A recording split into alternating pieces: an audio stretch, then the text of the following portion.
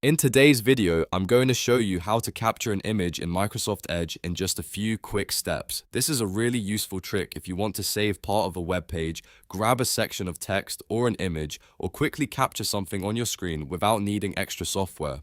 If this tutorial helps you out, make sure to hit the like button and subscribe for more easy software guides just like this. Let's jump right in. First, open Microsoft Edge and go to the page you want to capture. Once you're on the web page, look to the top right corner of the browser and click the three dots menu. This opens the main options for Edge. From the menu, find and click Screenshot.